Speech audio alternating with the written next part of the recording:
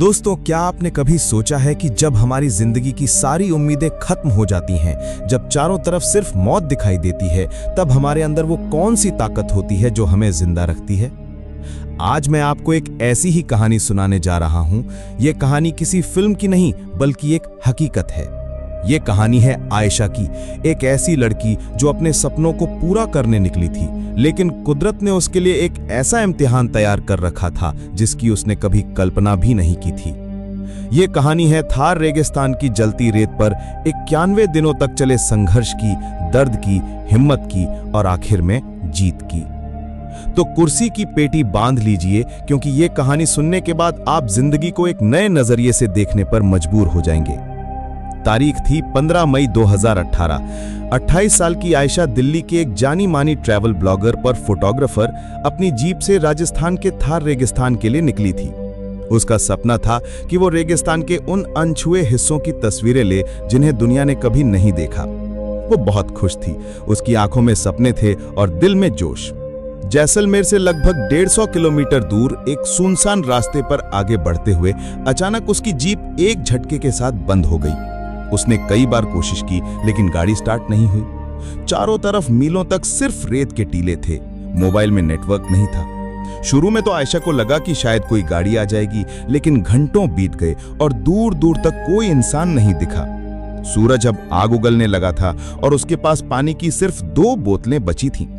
उसने फैसला किया कि वो गाड़ी में इंतजार करने के बजाय पैदल चलकर मदद ढूंढेगी। ये उसकी पहली और सबसे बड़ी गलती थी। उसे अंदाजा नहीं था कि वो रेगिस्तान के दिल में उतर रही थी, जहां से वापस लौटना लगभग नामुमकिन था। पहले दिन की पैदल यात्रा ने ही आयशा की हालत खराब कर दी। रेगिस्तान की गर्मी वैसी नहीं होती जैसी हम शहरों में महसूस करते हैं। वहां ऐसा लगता है जैसे आसमान से आग बरस रही हो और जमीन किसी जलते हुए तवे की तरह हो। उसका गला सूखकर कांटा हो गया था। पानी की एक बोतल खत्म हो चुकी थी और दूसरी भी आधी रह गई थी। रात हुई तो ठंड ने उसे कंपाना शुरू कर दिया। दिन में आग और रात में बर्फ। यह है रेगिस्तान की हकीकत। दूसरे दिन की सुबह तक उसके होंठ फट चुके थे और आंखों के सामने अंधेरा छाने लगा था। उसे पहली बार एहसास हुआ कि वो कितनी बड़ी मुसीबत में फंस चुकी है। मौत का डर पहली बार उसके दिल में बैठा।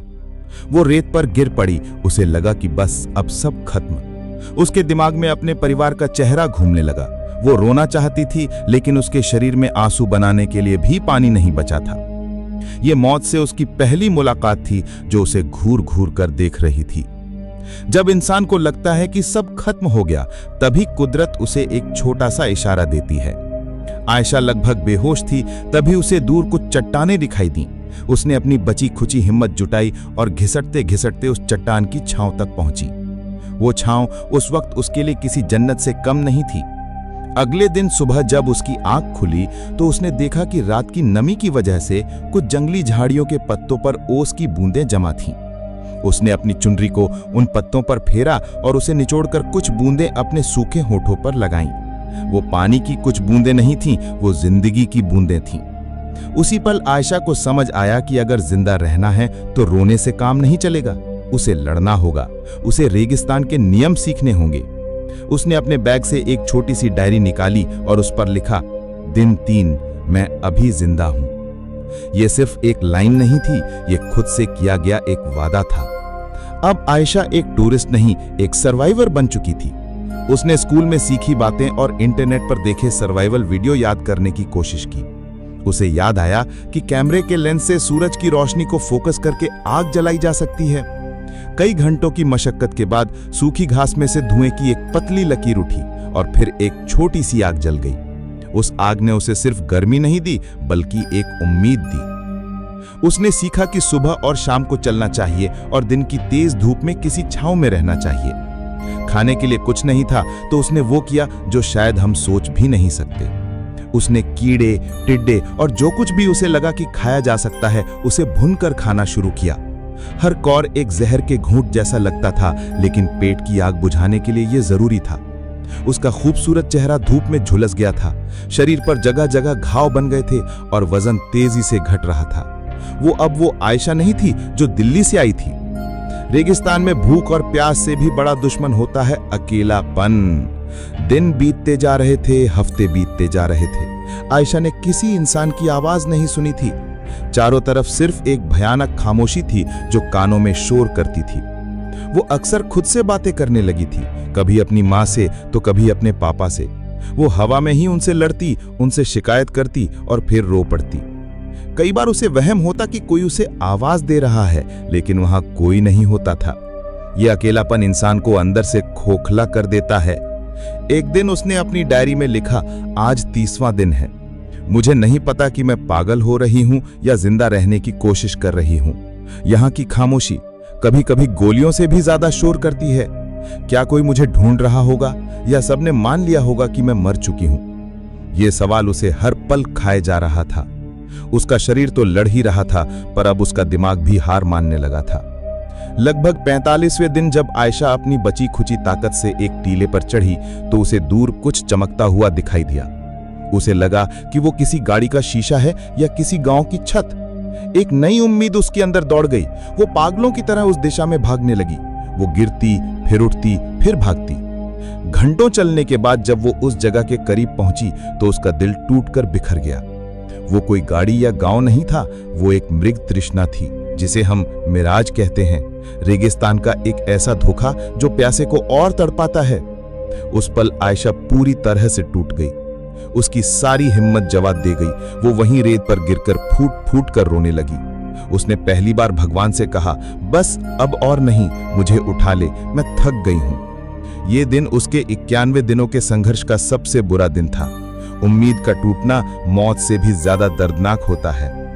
उस टूटी हुई हालत में आयशा कई घंटों तक बेहोश पड़ी रही। बेहोशी में उसे अपनी मां का चेहरा दिखाई दिया। उसे अपनी मां की कही एक बात याद आई, बेटा, हारना तब होता है जब हम कोशिश करना छोड़ देते हैं। ये आवाज उसके कानों में गूंजने लगी। जब उसकी आंख खुली तो सूरज ढल रहा था। उसके अंदर से एक आवाज आई, मैं मर नहीं सकती, मैं हार नहीं सकती। मैंने अपनी मां से वादा किया था कि मैं एक दिन बहुत बड़ा काम करूंगी। मैं ऐसे गुमनामी में नहीं मर सकती। उस एक पल ने सब कुछ बदल दिया। उसके अंदर की टूटी हुई लड़की मर चुकी थी और एक योद्धा ने जन्म लिया था। उसने फैसला किया कि अब वो मदद का इंतजार नहीं करेगी, वो खुद अपनी मदद करेगी।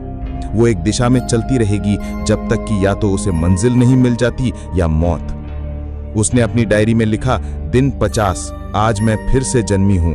अब ये लड़ाई सिर्फ जिंदा रहने की नहीं बल्कि जीतने की है। लगभग 70वें दिन मौसम ने भयानक रूप ले लिया। एक भयानक रेतीला तूफान आया। आसमान पीला हो गया और हवा इतनी तेज थी कि आयशा को एक चट्टान से चिपकना पड़ा ताकि वो उड़ न जाए। घंटों तक वो तूफान चलता रहा। उसे लगा कि आज उसका आखिरी दिन है।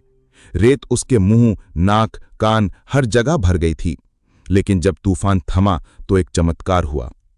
तूफान ने रेत की ऊपरी परत को उड़ा दिया था और एक जगह चट्टानों के बीच एक छोटा सा गड्ढा बन गया था जिसमें थोड़ा सा पानी जमा था।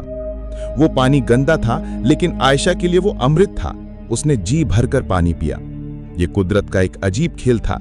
जिस रेगिस्तान ने उसे मौत के मुंह में धकेला था, उसी ने एक तूफान के जरिए उसे जीने का एक और मौका दिया था। उस पानी ने उसे अगले कुछ हफ्तों तक जिंदा रखा। वो समझ गई थी कि कुदरत जितनी क्रूर हो सकती है, उतनी ही दयालु भी। 90 दिन बीत चुके थे। आयशा अब एक चलता फिरता कंकाल बन चुकी थी।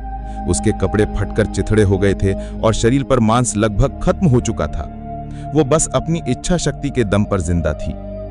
एक सुबह जब वो आगे बढ़ रही थी तो उसकी नजर जमीन पर पड़ी। उसने जो देखा उसे अपनी आंखों पर यकीन नहीं हुआ। रेत पर ऊंट के पैरों के ताजा निशान थे। ये कोई वहम नहीं था, ये हकीकत थी। इसका मतलब था कि कोई इंसान हाल ही में यहां से गुजरा है। 90 दिनों में पहली बार उसने इंसानी सभ्यता का कोई निशान देखा था। उसकी आंखों से आंसू बहने लगे, लेकिन इस बार ये आंसू दुख या दर्द के नहीं थे। वो आंसू खुशी के थे, उम्मीद के थे।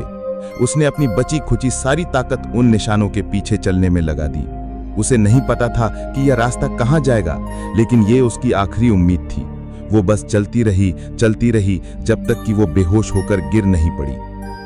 91वें दिन की सुबह ऊंटों का एक काफिला लेकर जा रहे कुछ बंजारों ने रेत पर एक अजीब सी चीज पड़ी देखी। पास जाकर देखा तो उनके होश उड़ गए। वो एक औरत का शरीर था जो बस सांस ले रहा था। उन्होंने तुरंत उसे उठाया, पानी पिलाया और पास के एक कस्बे के अस्पताल पहुंचाया। जब आयशा की आंख खुली तो वो एक बिस्तर पर थी। उसके चारों तरफ सफेद दीवारें थीं और एक पंखा चल रहा था। उसे यकीन ही नहीं हुआ। उसने नर्स से पूछा, आज क्या तारीख है? नर्स ने जवाब दिया, 14 अगस्त 2018। ये सुनकर वो रो पड़ी। 91 दिन वो मौत से लड़ी थी और आज वो जीत गई थी। जब वो ठीक होकर अपने घर लौटी तो वो एक अलग ही इंसान थी। उसने एक इंटरव्यू में कहा था, उन 91 दिनों ने मुझे सिखाया कि हम जिन चीजों को रोज बर्बाद करते हैं उनकी असली कीमत क्या है। एक गिलास साफ पानी, एक रोटी का टुकड़ा, अपने परिवार की आवाज, ये दुनिया की सबसे कीमती चीजें हैं। मैं रेगिस्तान में कुछ तस्वीरें लेने गई थी, लेकिन रेगिस्तान ने मुझे जिंदगी की सबसे बड़ी तस्वीर दिखा दी।